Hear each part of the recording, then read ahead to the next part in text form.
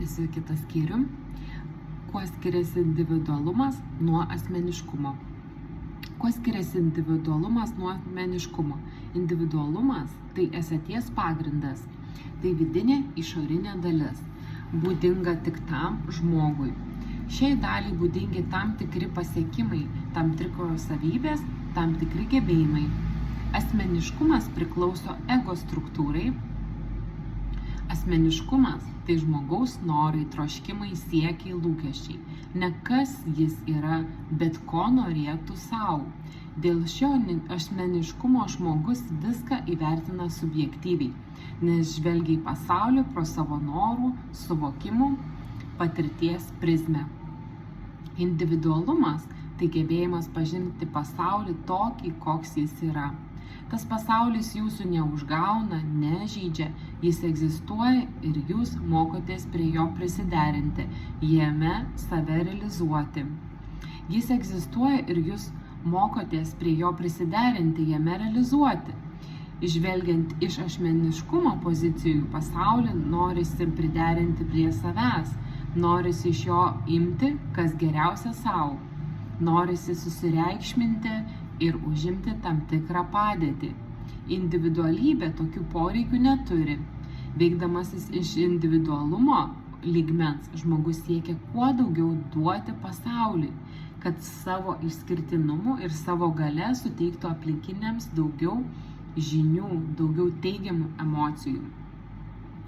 Asmeniškumas įtraukia žmogų į tam tikrus rėmus ir sukausto jo saviraišką. Žmogus suvokia pasaulį taip, kaip jam patogiau ir elgiasi taip, kaip jam to norisi. Veikdamas iš individualumo lygmens žmogus atiduoda pasauliui visą save ir priima iš pasaulio viską, ką jis jam siunčia. Vienodai tiek gėrį, tiek blogį. Suvokia, kad viskas yra tik pamoka, tik gebėjimas spinduliuoti kūrybinę energiją. Tik įsiliejimas į bendrą žmonijos gyvenimo srautą ir siekis tą srautą papildyti savo šviesos energiją. Individualumas skatina atiduoti, asmeniškumas imti. Tai žmogus save laiko asmenybę, jis teikia pirmenybę savo vienadieniam gyvenimui ir nesuvokia, kad gyvena amžinybėje. Žmogus privalo suvokti savo didingumą, savo santykį su Dievu, su aukščiausiojo lygio kuriančia energija. Bet tai neskatina sureikšminti, nes visi prieš amžinybę lygus. Kiekvienas yra lygus prieš kūrėją. Teikiamos žinios jūs išlaisvina arba sukausto asmenybės kiaute, savęs suvaržymo kiaute. Kiekviena žinia priimate pagal savo suvokimo lygį. Ta pati žinia vieną išlaisvina, o kitą paverčia vergu.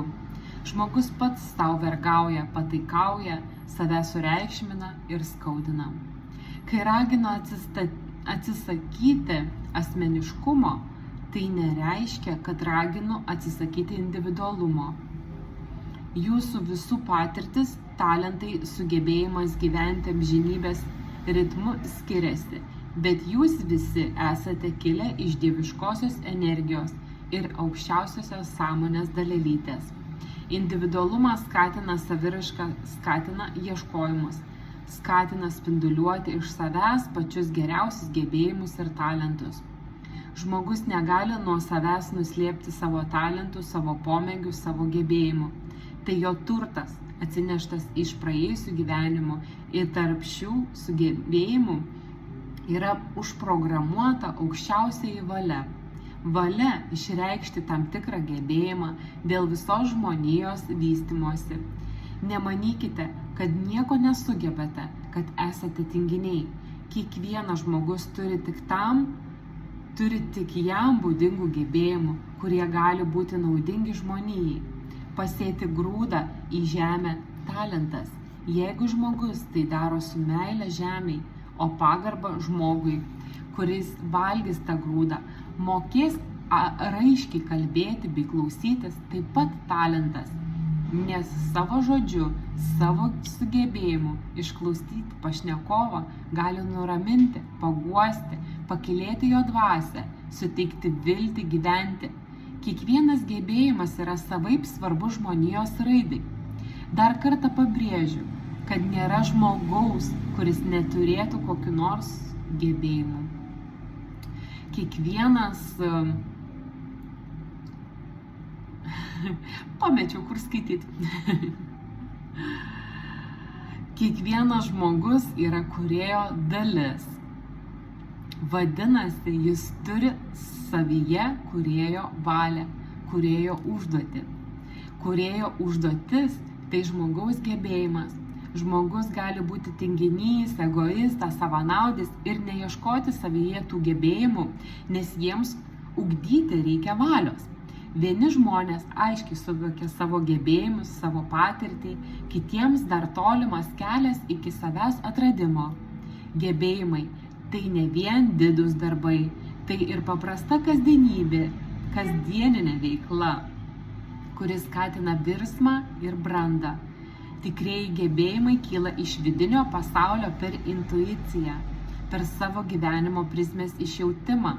Vidinėme pasaulyje glūdi viskas, kas atrodo nematerialu, neregima, bet kas tiesiogiai veikia kiekvieno gyvenimą.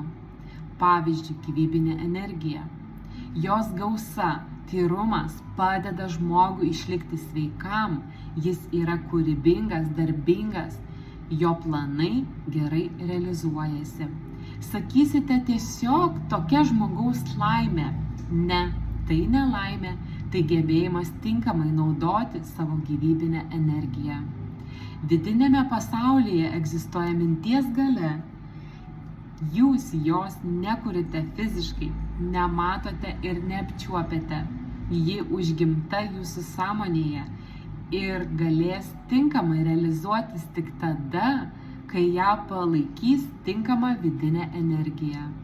Jeigu vidinė energija užblokuos karminiai blokai arba jūsų pačių skleidžiamas negatyvumas, minčiai realizuotis bus sudėtinga.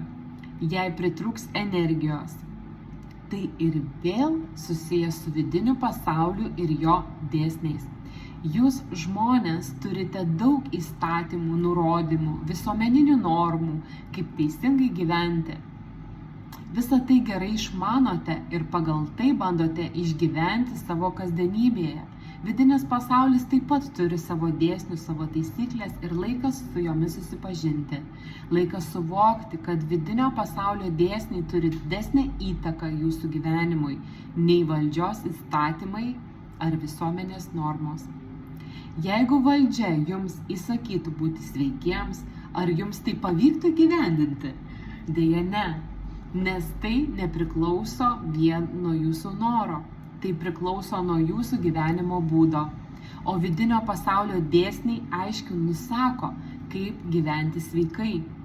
Ir jei tų dėsnių laikytumėtės, tai gyventumėte ilgai ir laimingai. Vidinis pasaulis susijęs su energijomis, kurios yra jumise ir aplink jūs, tiek materialiame, tiek net materialiame pasaulyje. Energijos būna įvairių virpesių dažnio. Jos egzistuoja skirtingose lygiuose. Apie visą tai ir kalbėsiu šioje knygos dalyje. Gal jums daug kas jau žinoma, gal daug ką tik pakartosiu, bet būtina suvokti energijų įtaką jūsų gyvenimui. Iki kitų susitikimų.